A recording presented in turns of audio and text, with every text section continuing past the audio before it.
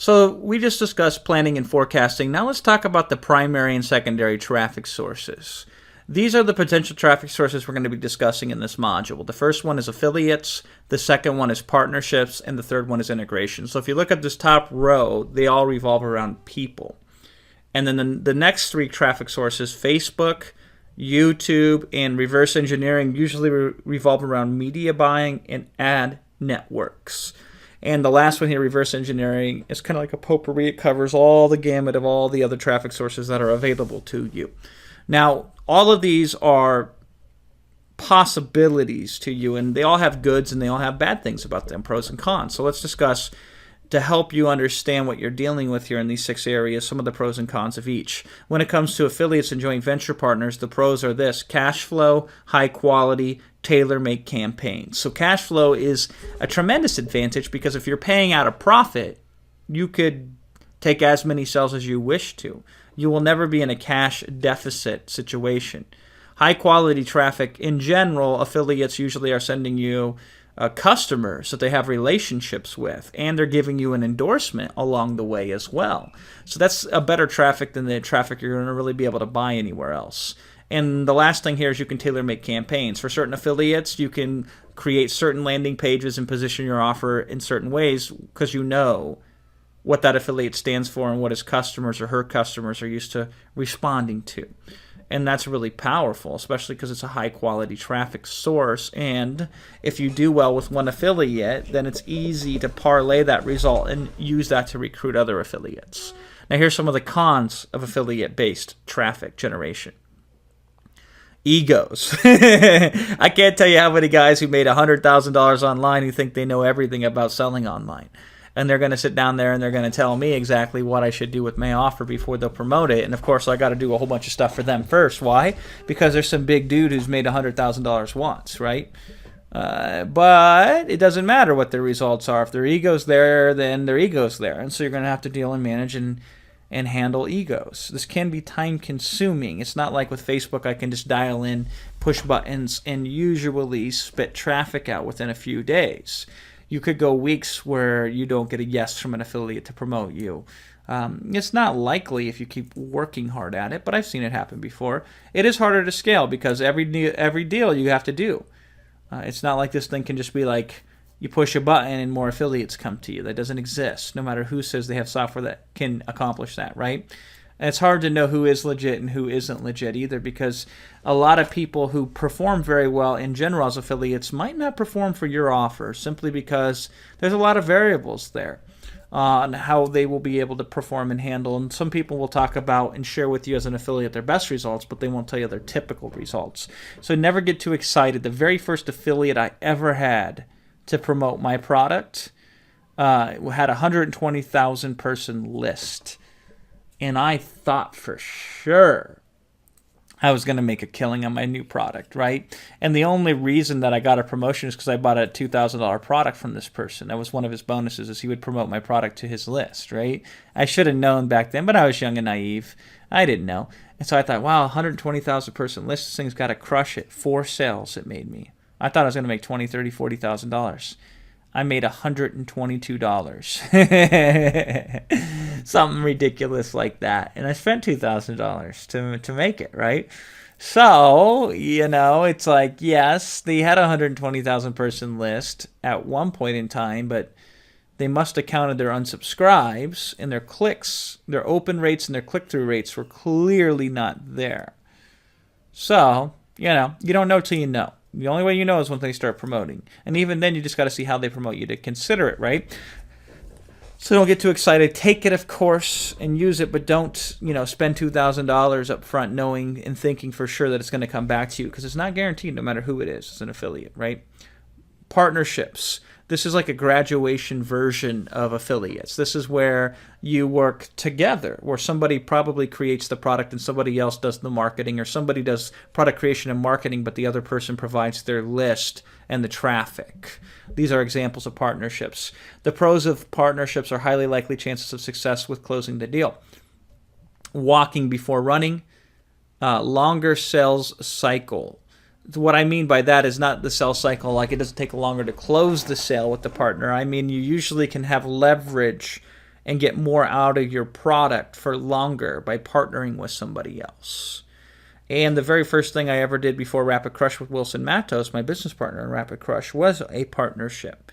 He created a product, and I did the pitch, and I brought the traffic to it. And it worked out pretty good. Now, the cons to this is you'll probably do most of the work up front, especially if they have the traffic already. So if they already have a list, especially a list of customers, they have the leverage in this situation. So it's okay for you to do the product creation and most of the marketing if they have the list.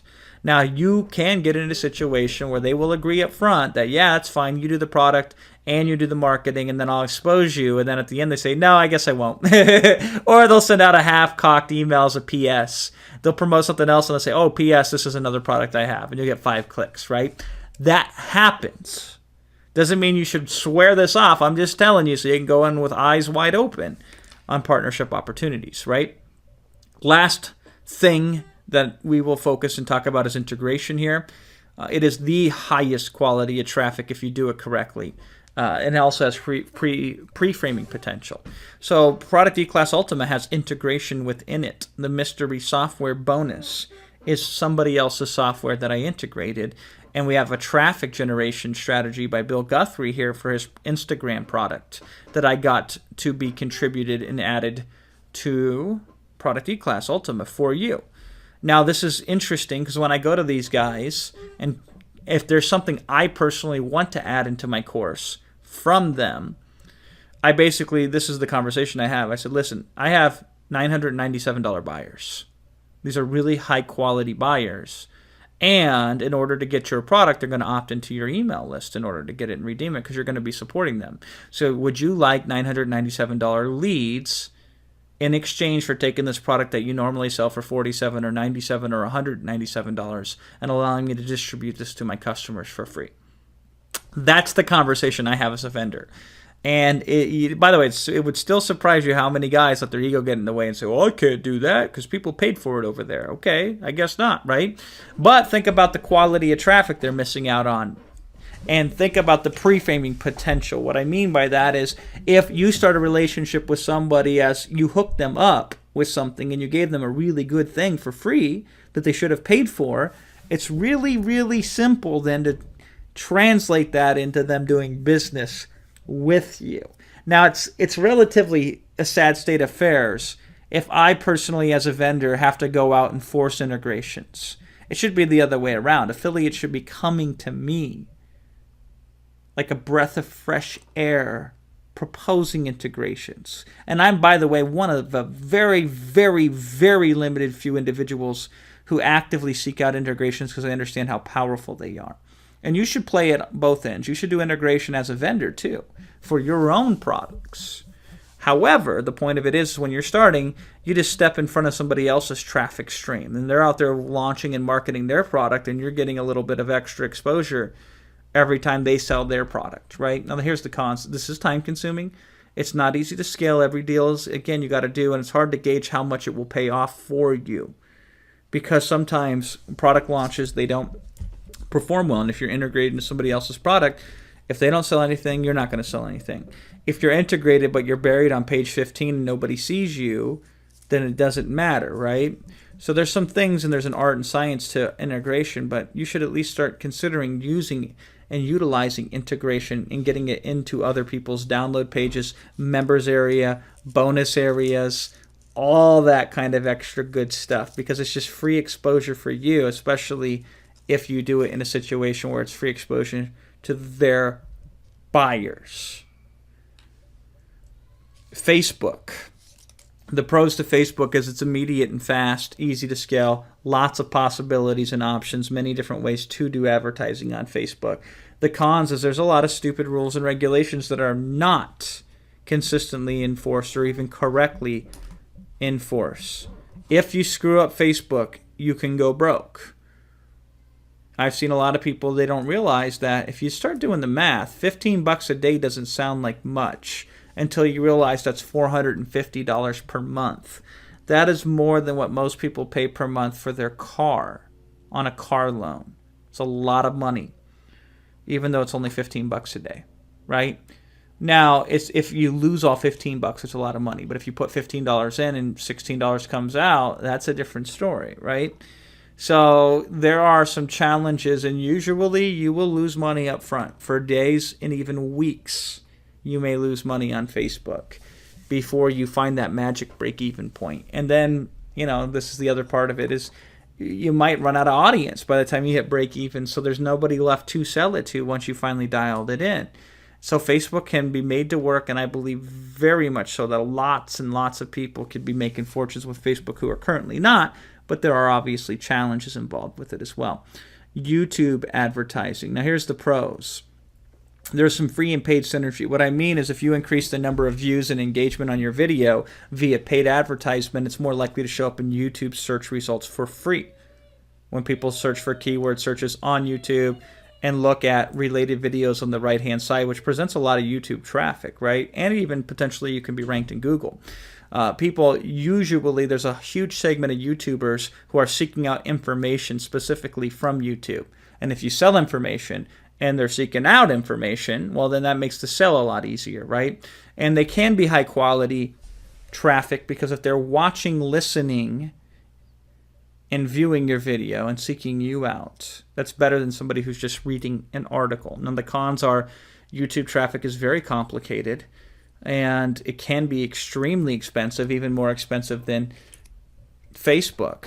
It's inconsistent, and what I mean by that is it's harder to get the impressions, even if you do everything right consistently and get the exposure that you should be getting on YouTube. It can be hit or miss, but it does represent a new kind of an opportunity that a lot of people aren't utilizing right now.